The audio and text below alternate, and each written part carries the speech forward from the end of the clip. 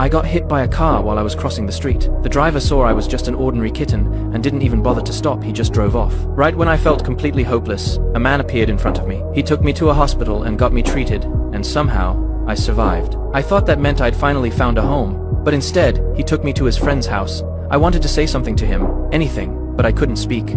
His friend already had a cat, an old one that had been with them for 15 years. It didn't welcome me at all. It wanted its owner all to itself, though it never showed it openly. When I walked into the yard, I noticed there was also a dog. It barked non-stop at the man, clearly rejecting our scent. In the end, he had no choice but to give up leaving me there. The truth was, he really wanted to adopt me. But he was seriously ill, and he was scared. Scared that, after he was gone, no one would be there to take care of me. He went back to his car and took a pill. When he stepped out again, I was gone. Panic hit him instantly. He thought he had lost me for good. Then, right by his feet, I let out a soft meow. I had been beside him the whole time. He pulled me into his arms and held me tight. That's when he realized how much he needed me. A few days later, his condition suddenly got worse, and he had to be admitted to the hospital. I climbed into a cage on my own, trying to go with him. But he locked it, because pets weren't allowed inside. No matter how hard I struggled, I couldn't get out. All I could do was lie there helplessly and watch him leave. From that day on, I sat by the window every day, waiting for him to come back.